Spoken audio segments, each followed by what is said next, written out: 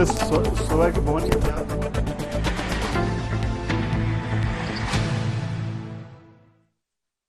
कर्नाटक का किंग कौन। नमस्कार, आपका स्वागत है IND24 में। मैं हूं राजेश सक्सेना। कर्नाटक में 224 विधानसभा सीटों पर सुबह से मतगणना जारी है और जो शुरुआती रुझान है उसमें कांग्रेस ने बढ़त बना ली है। कांग्रेस लगभग 118 सीटों पर आगे चल रही है। वहीं अगर हम बीजेपी की बात करें तो बीजेपी करीब 75 सीटों पर रुझानों में आगे है। कांटे की टक्कर भी इसे बताया जा रहा है, लेकिन जिस तरह से कांग्रेस ने रुझानों में लीड ले ली है उससे बीजेपी को काफ़ी पीछे छोड़ दिया है। जेडीएस की हम बात करें तो जेडीएस को 25 सीटों पर बढ़त मिली है। अन्य के खाते में 6 सीटें जाती हुई दिख रही हैं।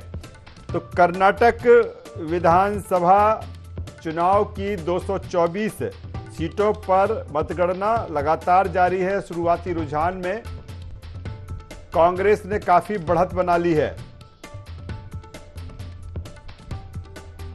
जिस तरह से तमाम एग्जिट पोल आए थे उसमें कांग्रेस की बहुमत में आने की बात कही गई थी कि कांग्रेस वहां पर सरकार बना सकती है और उसी के अनुसार ये जो रुझान है वो दिख रहे हैं। बीजेपी अभी 75 सीट पर आगे है, जबकि कांग्रेस की अगर हम बात करें तो 118 सीट पर, जेडीएस 25 सीट पर और अन्य के खाते में 6 सीटें जाती हुई दिख रही हैं।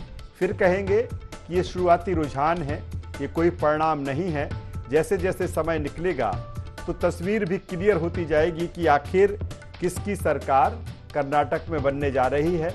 वैसे 224 विधानसभा वाली कर्नाटक विधानसभा में जो जादुई आंकड़ा है, जो बहुमत का आंकड़ा है, वो 113 सीट का है और अगर उसके अनुसार देखें तो कांग्रेस उससे काफ़ी आगे, यानी कि 118 सीट पर उसने बढ़त बना ली है। तमाम सारे मुद्दे कर्नाटक विधानसभा चुनाव में रहे हैं। 2024 में दक्षिण विजय की कोशिश में लगी थी बीजेपी, ये अहम बातें हैं।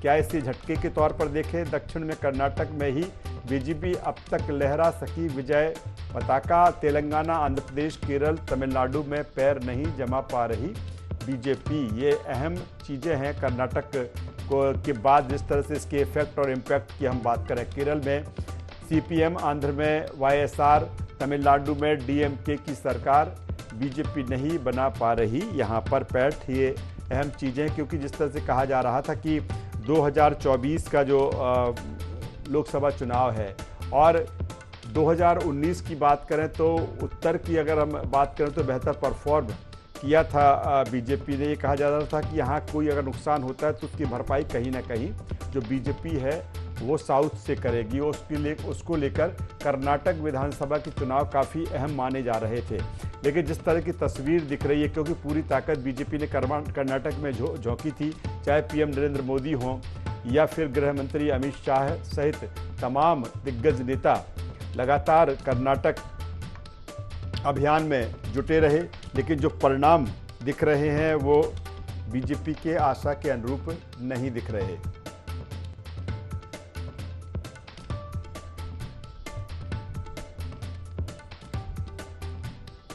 चलिए इससे जुड़े पहलुओं पर, मसलों पर चर्चा करेंगे, बातचीत करेंगे। 2 मेहमान हमारे साथ इस चर्चा में जुड़ रहे हैं। पहले उनका मैं परिचय आपसे करा दूं, फिर इस चर्चा को हम आगे बढ़ाएंगे। हमारे साथ स्टूडियो में मौजूद हैं भारतीय जनता पार्टी के वरिष्ठ नेता राकेश शर्मा साहब। राकेश जी, आपका स्वागत है।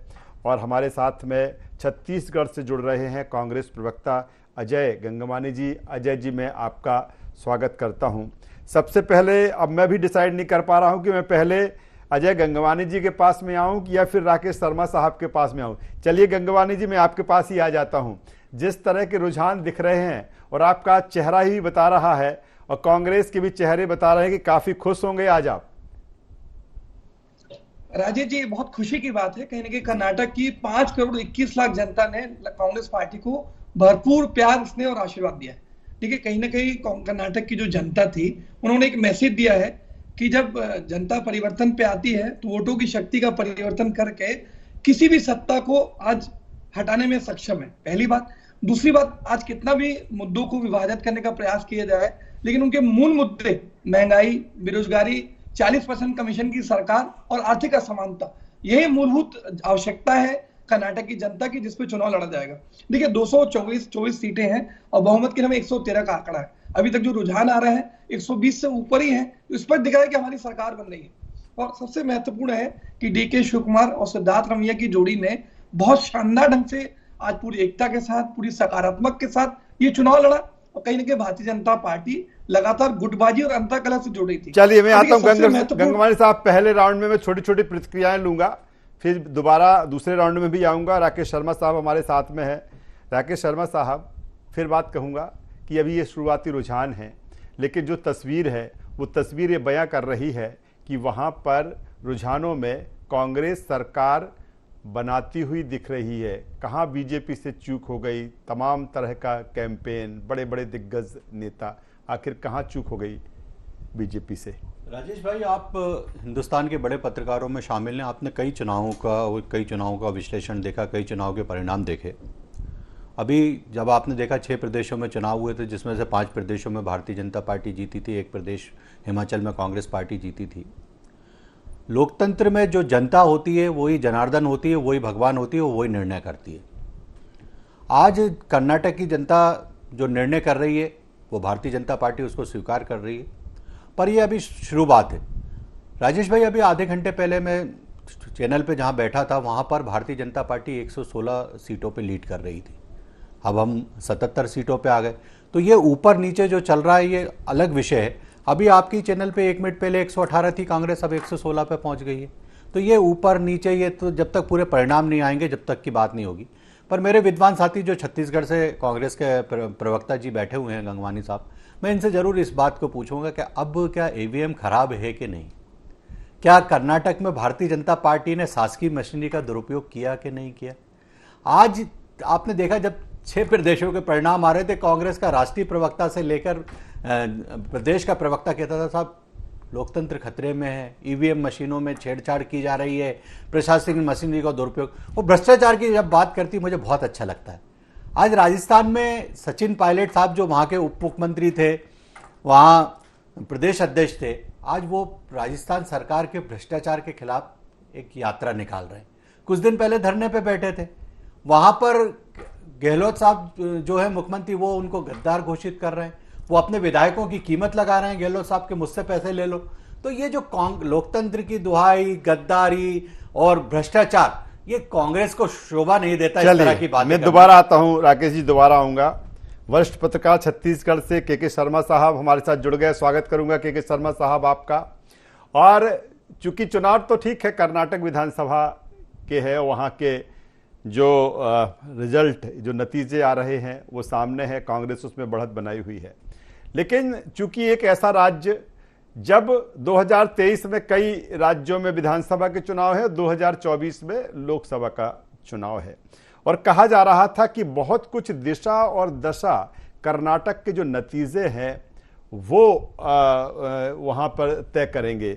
मैं सीधा सवाल ये करना चाहूंगा कि जिस तरह के जो परिणाम आए हैं, छत्तीसगढ़ की अगर हम बात करें या फिर अन्य राज्यों में जो चुनाव है, एक बूस्टअप का काम करेंगे ये नतीजे, अगर ये रुझान है ये परिणामों में बदलते हैं तो?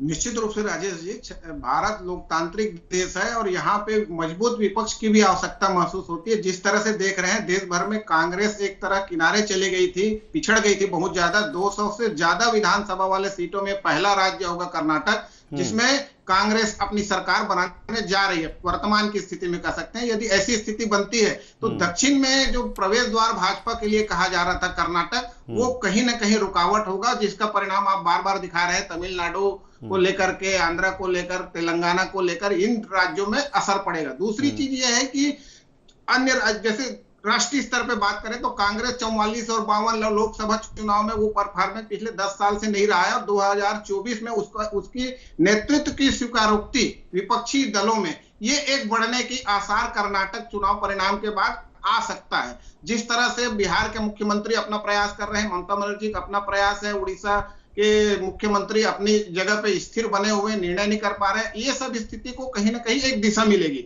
और भाजपा के जो साथी दल हैं, जैसे अकाली दल की बात करें, शिवसेना की बात करें, इन सबको छोड़ के जो आगे चलने, अकेला चलने वाली जो बात कर रही है, उसको राष्ट्रीय स्तर पर जब सब मिलके एक गठे की तरह जब अन्य पार्टियां मिलकर चुनाव लड़ेंगे तो भाजपा की क्या स्थिति होती है, ये एक महत्वपूर्ण स्थिति रहेगा 2024 की दृष्टि से। जहां तक जीत की बात आ रही, मुझे लगता है कि घोषणा पर छत्तीसगढ़, मैं पहले ही बोलता हूं कि अश्वमेध का घोड़ा जो भाजपा का चल रहा था उसको छत्तीसगढ़ ने पहले रोका, उसके बाद मध्य प्रदेश, राजस्थान भी साथ में आए। लेकिन छत्तीसगढ़ की स्थिति की बात करें तो छत्तीसगढ़ एक अलग मॉडल जो लेके आया, जिसमें गोबर खरीदी की बात है। हिमाचल प्रदेश का परिणाम बहुत कुछ छत्तीसगढ़ से प्रभावित हुआ, कर्नाटक में भी उसी तरह से दिख रहा है। जैसे बिजली फ्री की बात जो कही जा रही है वो छत्तीसगढ़ में हुआ, गोबर खरीदी की बात आ रही है वो छत्तीसगढ़ से हो रहा, बेरोजगारी भत्ता जो देने की अभी शुरुआत हुई जो घोषणा पत्र में, तो कांग्रेस ने जो जन घोषणा पत्र छत्तीसगढ़ बनाया था उसकी एक महत्वपूर्ण भूमिका थी, वो झलक हर जगह देखने को मिल रही है। उसी को आधार बना के मुझे लगता है कांग्रेस आगे बढ़ रही है और जनता ये चाह रही है। पिछले समय भी आप देखेंगे कर्नाटक में कांग्रेस की को सरकार बनाने का पूर्ण बहुमत तो नहीं मिला, लेकिन सरकार बन गई थी। अब इस बार एक पूर्ण बहुमत की सरकार जो बनने जा रही है, मुझे लगता है कि कांग्रेस के लिए एक बूस्ट का निश्चित रूप से काम करेगा और आगे वाले चुनाव में राष्ट्रीय स्तर पर सिनेरियो बदलने में एक महत्वपूर्ण भूमिका होगी यहाँ पे। जी चलिए, अजय गंगवानी जी क्या कहेंगे? देखिए राजीव जी, के शर्मा जी वरिष्ठ पत्रकार है, उन्होंने बहुत अच्छा विश्लेषण किया। मैं इस बात से पूरी तरह सहमत हूँ। कहीं ना कहीं कर्नाटक की जो सरकार थी भारतीय जनता पार्टी की, लगातार उन्होंने हर वर्ग के साथ धोखा किया, चाहे युवा हो, महिला हो। 25 बिंदुओं का वादा महिलाओं के साथ भी किया गया, 2 बिंदु 26 बिंदुओं का वादा था, 24 बिंदु उन्होंने पूरे नहीं किए। कहीं ना कहीं कांग्रेस के लिए घोषणा पत्र का प्रत्येक वादा हमारा कमिटमेंट है। और सबसे महत्वपूर्ण राजीव जी, जो हमने 5 गारंटी की बात की, गृह ज्योति 200 यूनिट तक बिजली मिल्क की माफ, गृह लक्ष्मी प्रत्येक महिला को 2000 रुपए, अन्न भाग्य प्रत्येक बीपीएल व्यक्ति को आज जो है 10 किलो अनाज की बात की, युवा निधि प्रत्येक जो ग्रेजुएट बेरोजगार है उसको 3000 रुपए, और जो डिप्लोमा होल्डर बेरोजगार है उसको 2000 रुपए, और युवा जो है शक्ति जो सरकारी बसों में महिलाओं के लिए फ्री जो है व्यवस्था, ये पांचों जो गारंटी थी ये बहुत महत्वपूर्ण भूमिका निभाई। क्योंकि छत्तीसगढ़ में, राजस्थान में राजेश जी हमने जो वादे किए उसको तुरंत पूरा किया, और हमने इस गारंटी में कहा कि कैबिनेट की पहली बैठक में ये पांचों गारंटी को पूरा कर दिया जाता। तो ये कर्नाटक की जनता ये समझ रही थी कांग्रेस जो कहती है वो करती है, और भारतीय जनता पार्टी 5 सालों तक वादा खिलाफी करती रही। ये मूलभूत अंतर है। और कहीं ना कहीं भारतीय जनता पार्टी गुटबाजी और अंतकलह से जुड़ती रही। देखिए अमित शाह जी का स्टेटमेंट बता दूं, उन्होंने स्पष्ट कहा था अगर भारतीय जनता पार्टी की सरकार कर्नाटक में नहीं आएगी तो दंगे होंगे। इनके राष्ट्रीय अध्यक्ष जेपी नड्डा क्या कहते रहे, अगर आप सरकार नहीं बनाएंगे भाजपा की तो मोदी का आशीर्वाद नहीं मिलेगा। क्या मोदी का आशीर्वाद महत्वपूर्ण है कि जनता का आशीर्वाद? ये जो अतिवाद की बात है, जो अधिनायकवाद की हावी मुद्दा है, पूरे चुनाव में राजेश जी भारतीय जनता पार्टी ये कहती रही कि अगर भारतीय जनता पार्टी की सरकार नहीं बनी तो धमकी दी गई। ये जो रुझान दिख रहे हैं, किसकी स्ट्रेटेजी माने, डीके शिव कुमार की, या जिस तरह से खड़गे जी की, या फिर राहुल गांधी, प्रियंका गांधी, या डीके शिव कुमार? देखिए राजीव जी, कोई भी चुनाव किसी एक व्यक्ति की उस पर निर्भर नहीं करता। सारी पूरी यूनिटी के साथ, पूरी एकता के साथ सब लोगों ने मिलकर चुनाव लिया। चाहे राहुल गांधी जी की भूमिका हो, प्रियंका गांधी जी की हो, डीके शिव कुमार हो, सिद्धार्थ रमैया, कोई भी चुनाव पूरी सम्मिलित टीम का प्रयास है। और ये शानदार जीत के लिए आपके लोकप्रिय चैनल में कर्नाटक की 5 करोड़ जनता का दिल से धन्यवाद देना चाहूंगा। परंतु देखिए सबसे महत्वपूर्ण यह है कि भारतीय जनता पार्टी नेगेटिविटी पे लड़ती रही और हम सकारात्मक चुनाव लड़ते रहे। ये मूलभूत अंतर है। आज मोदी जी ने आखिरी के 7 दिनों में 19 सभाएं की और 6 रोड शो किए, उसके बाद भी मोदी का जादू नहीं चला। और सबसे महत्वपूर्ण राजीव जी ये है कि आप हिजाब पे राजनीति करना चाहते हैं, हलाल पे राजनीति करना चाहते हैं, बजरंग बली पे राजनीति उतरी, लेकिन बजरंग बली न कभी अधर्म के साथ थे, न कभी जो जन घोषणा पत्र के वादे ने खिलाफी वालों के साथ थे। तो कर्नाटक का किंग कौन, ताजा रुझान एक बार फिर हम आपको बता देते हैं। अभी तक जो रुझान सामने आए हैं उसमें बीजेपी कांग्रेस पूर्ण बहुमत की तरफ बढ़ चुकी है। कांग्रेस 115 सीट पर आगे है। दूसरी तरफ अगर हम बीजेपी की बात करें तो 78 सीट पर बीजेपी आगे है। जेडीएस की बात करें तो 26 सीट पर, और अन्य के खाते में 5 सीट जाती हुई दिख रही है। पूरे पैनल के साथ आज हम इन नतीजों पर चर्चा कर रहे हैं। 3 खास मेहमान हमारे साथ में इस चर्चा में हैं। हमारे साथ में हैं राकेश शर्मा साहब, अजय गंगवानी जी, के शर्मा साहब, वरिष्ठ पत्रकार। सीधे राकेश शर्मा साहब के पास में आता हूं। राकेश शर्मा साहब, क्या कुछ इससे सबक लेगी बीजेपी? क्योंकि बहुत बड़ा अभी आपको रास्ता तय करना है। 23 की ही बात कर ले तो तमाम राज्यों में चुनाव है, फिर जैसे ही विधानसभा के चुनाव खत्म होंगे तो 24 में लोकसभा के चुनाव है। देखिए राजेश भाई, देश में लगातार चुनाव चलते रहते हैं। वो जिस भी प्रदेश में चुनाव होते हैं तो उसके बाद यही कहा जाता है कि ये केंद्र का सेमीफाइनल है। सबसे पहले उत्तर प्रदेश में जब चुनाव हुए थे राजेश भाई, तो सब कहते थे कि उत्तर प्रदेश का जो निर्णय आएगा 2024 का भाग्य वो तय करेगा। उत्तर प्रदेश में भारतीय जनता पार्टी जीत गई। फिर जब गुजरात में चुनाव हुए तो फिर कहा गया कि साहब गुजरात का जो परिणाम आएगा वो देश का भाग्य चेंज करेगा। फिर त्रिपुरा में, ऐसे लंबी एक फहरिस्त है जो चुनाव की चलती रहती है। अभी हम पिछले 3 मिनट से आपके चैनल पे बैठे हुए हैं। 3 मिनट में कांग्रेस की 3 सीटें कम हो गई, 118 से 115 पे पहुंच गई। लेकिन सर अंतर तो बहुत ज्यादा है। सर मेरी निवेदन सुनिए। मैंने क्या कहा, ये शुरू के परिणाम है, शुरुआत है। अभी वोटों की गणना चल रही है। किसी सीट पे 500 वोटों से आगे कांग्रेस, किसी पे 700 वोटों से, किसी पे 200 वोटों पे, किसी 50 वोटों से। तो ये जो, इसको आप एकदम खुशी में मत बदलिए। आपको याद होगा बिहार में भारतीय जनता पार्टी एकदम स्वीप कर रही थी। इससे पहले पश्चिम बंगाल में भारतीय जनता पार्टी एकदम स्वीप कर रही थी। शुरू के 11 बजे तक पश्चिम बंगाल में ऐसा लग रहा था कि 178 सीटें भारतीय जनता पार्टी की आ रही। कांग्रेस के विद्वान साथी को खुश होने का समय है, खुश होना चाहिए, हमें कोई दिक्कत नहीं। पर मेरा यह कहना है कि कांग्रेस के विद्वान साथी अभी कह रहे थे हमने साहब वचन दिया है, हमने गारंटी दी है। मध्य प्रदेश में भी कांग्रेस पार्टी ने गारंटी दी थी, 5 वचन दिए थे कि जिस दिन हमारी सरकार बनेगी, राहुल गांधी बोल के गए थे कि 10 दिन में 2 लाख का किसान का कर्ज माफ कर देंगे, नहीं तो मुख्यमंत्री साफ कर देंगे। राहुल गांधी कांग्रेस के पितामह, सबसे बड़े नेता, जो पूरी तरह से कांग्रेस को कठपुतली की तरह नचाते हैं, वो राहुल गांधी मध्य प्रदेश में कह के गए थे।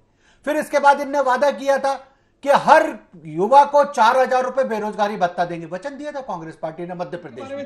फिर उसके बाद सर बोले मध्य प्रदेश की बात करते हैं, राजस्थान की बात करते हैं, कांग्रेस की पोल खुल दिखा रहे चैनल पे आज बैठ के गंगवानी चलिए, गंगवानी जी, राकेश जी, मैं एक सवाल कर लेता हूं। चलिए, मैं कर्नाटक पे ही आ जाता हूं, ठीक है। अभी मध्य प्रदेश और छत्तीसगढ़ में थोड़ा वक्त है। नहीं सर, मेरा ये कहना, ये वचन की जो बात करती है ना कांग्रेस, ये झूठ की हंडी चला देती है, सरकार में आ जाती है। एक सवाल, बेहतर सवाल कर लेते, चलिए कर्नाटक की बात करते हैं। एक बेहतर सवाल कर लेता हूं। क्या जिस तरह से वहां पर भाजपा की सरकार रही और लंबे समय से तमाम तरह के एलिगेशन सरकार पर लगते रहे, क्या समय रहते उस पर ध्यान नहीं दिया? और चुनाव आते आते ऐसे मुद्दे, चाहे वो बजरंग बली से जुड़ा हुआ मुद्दा हो, ये काम नहीं आया बीजेपी के लिए? देखिए, बजरंग बली का आशीर्वाद तो हमारे साथ सदा रहता है। हम वो नहीं है जो राम को काल्पनिक पात्र कहें। जिस बजरंग बली 24 घंटे राम को बसते हैं, कांग्रेस पार्टी उनको काल्पनिक पात्र कहती है और उसके बाद सोचती है कि बजरंग बली उनके साथ रहे। बजरंग दल पे बहन की बात किसने? कांग्रेस ने की थी। हमने तो बजरंग बली की बात ही नहीं करी। कांग्रेस के पास मुद्दे नहीं है। आप देखिए कि कांग्रेस का राष्ट्रीय अध्यक्ष पत्रकार वार्ता लेता है या सभा को संबोधित करता है, वो मोदी जी को, देश के जो सबसे बड़े नेता है, पूरे विश्व के लोकप्रिय नेता है माननीय नरेंद्र मोदी जी, देश के प्रधानमंत्री, उनको जहरीला सांप कहता है। आपके पास मुद्दे हैं ना भैया, तो जहरीला सांप क्यों कहते हो?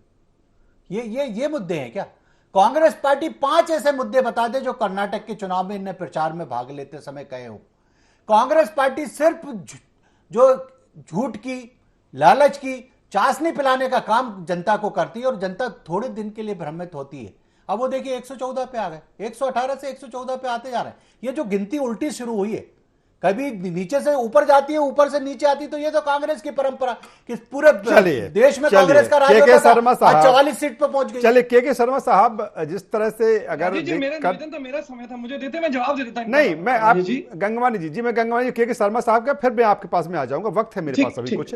के शर्मा साहब, जिस तरह से कर्नाटक में तमाम सारे मुद्दे तैरते रहे, लेकिन क्या माना जाए जिस तरह से वहां पर भाजपा की सरकार रही और खास तौर पर तमाम सारे एलिगेशन वहां पर लगे, समय रहते उन पर ध्यान नहीं दिया गया? और क्योंकि जब विधानसभा के लिए हम कहते हैं, विधानसभा चुनाव के लिए कहते हैं, तो कहीं ना कहीं स्थानीय मुद्दे, क्योंकि जो जनता से जुड़े जो सीधे मुद्दे हैं वो ज़्यादा कनेक्ट करते हैं। बड़े तमाम सारे मुद्दे चुनाव आते आते वो आ जाते हैं। कुछ ऐसे ही कर्नाटक में हुआ। तो क्या समझ नहीं पाई नब्ज की, जनता की नब्ज को कर्नाटक में भाजपा? देखिए, राष्ट्रीय मुद्दे राष्ट्रीय स्तर पर लोकसभा चुनाव में मोदी के पक्ष में जाता है, इसमें दो राय नहीं। छत्तीसगढ़ के परिणाम को आप देख लीजिए, 9-2 का रिजल्ट रहा लोकसभा में, लेकिन इधर विधानसभा में 68-15 का रहा था। तो ये वही हाल कर्नाटक की बात करें तो राष्ट्रीय दलों को यह समझना पड़ेगा, जब विधानसभा चुनाव लड़ रहे हैं तो वहां के स्थानीय मुद्दे, जनता की भावनाओं के अनुरूप यदि आप घोषणा पत्र तैयार करते हैं, उसी हिसाब से यदि आप चुनाव मैदान में जाते हैं तो आपको बेहतर परिणाम मिलेगा। कर्नाटक में भी हम जिस तरह से बात करें, ध्रुवीकरण की बात हो रही थी, लेकिन ध्रुवीकरण में जो बजरंगबली की बात हुई तो कहते हैं कि भूखे पेट भजन न होए भाई। तो इन्होंने जो चावल देने की बात कही है या जो 2000 रुपए महिलाओं को हर घर देने की बात कही है, ये जिस प्रकार से मुद्दे लेकर के आ रहे हैं, इसको आप रेवड़ी कह के आप नकार नहीं सकते, क्योंकि जनता स्वीकार कर रही है। आपको जनता के आधार पर कि जनता के भावनाओं के अनुसार चुनाव मैदान में जाना है, उसी के अनुसार यदि आप सरकार चलाते हैं तो सफल होंगे। तो ये एक बड़ी बात है। दूसरी चीज वो है कि वहां के जो मुद्दे जितने आ रहे हैं जनता को लेकर के जुड़े हुए, जैसे बजरंगबली की बात आई, पीएफआई निश्चित रूप से ठीक है उसके गतिविधियों को लेकर रहा है, लेकिन बजरंगबली के मामले में वो जो भाजपा के जुड़े हुए सदस्य हैं या भाजपा के नजदीक रहे होंगे, उन लोग तो स्वीकार कर रहे हैं कि बजरंगबली ठीक है, भगवान को अपमानित करने का प्रयास किया जा रहा है, बजरंग दल का बजरंगबली से संबंध है, लेकिन जो भाजपा से जुड़े हुए नहीं है, आरएसएस विहित से जुड़े हुए नहीं है, वो लोगों को लगा कि ये। चलिए अजय गंगवानी साहब, अब सीधा सा सवाल है कि आपकी सरकार वहां पर रुझानों में बनती हुई दिख रही है, और जिस तरह से कहा गया, जिस पर बवाल भी मचा कि हम बजरंग दल पर बैन करेंगे, अब कुछ ऐसा होगा? देखिए राजेश जी, सबसे महत्वपूर्ण यह है कि आपने 2 से 3 बार देखिए इनका वक्तव्य सुनिए। आज जनता जनार्दन है कि बात जो कह रहे हैं, तो नैतिक साहस इनको स्वीकार करने का, बार बार कह रहे हैं ऊपर नीचे हो रहा है। भाई आप स्वीकार कर लीजिए कि आपको जनता का समर्थन स्नेह नहीं मिल रहा है। ये लोकतंत्र की खूबसूरती है कि आप में नैतिक साहस होना चाहिए कि जनता की बात को स्वीकार करें, परंतु ये वक्त कम है। राकेश जी 30 सेकंड में कोई बात रखना चाहें? देखिए, मैंने तो पहले ही अपनी बात को स्वीकार किया कि जनता जनार्दन होती है और जनता जनार्दन का जो निर्णय होगा वो भारतीय जनता पार्टी को स्वीकार है। समय कम है थोड़ा। चलिए, तो जिस तरह से कर्नाटक, गंगवानी साहब समय कम है, चलिए 10 सेकंड में आप बात कर दीजिए। आप उसको 4 बार मौका दे रहे हैं। राजीव जी, मेरा निवेदन है कि आपको ये जी बोलिए, मुझे दीजिए, मैं बात कंप्लीट कर लूंगा। कहीं ना कहीं जो बढ़ती महंगाई, बढ़ती बेरोजगारी, आज 40% जो कमीशन की सरकार थी, 1.5 लाख करोड़ कॉन्ट्रैक्ट एसोसिएशन से लेके सारे एसोसिएशन लगातार प्रधानमंत्री को पत्र लिखती रही, कोई कार्रवाई नहीं। तो चलिए, मतगणना कर्नाटक में जारी है। कर्नाटक का किंग कौन होगा? शुरुआती रुझान में कांग्रेस बढ़त बना ली है। तीनों मेहमानों का मैं धन्यवाद करूंगा। तो कुल मिलाकर जो भी पिक्चर है, जो तस्वीर है, उसमें कांग्रेस बढ़त बनाए हुए है। तकरीबन 114 से 115 सीटें कांग्रेस को मिलती हुई दिख रही हैं। वही भाजपा की बात करें तो तकरीबन 78 सीट, जेडीएस 24 से 25 सीट, अन्य के खाते में 5 सीट। लगातार कर्नाटक चुनाव से जुड़ा अपडेट IND 24 पर आपको लगातार मिलता रहेगा। इस चर्चा में बस इतना ही। IND 24 पर खबरों का सिलसिला लगातार जारी है। बने रहिए हमारे साथ। नमस्कार।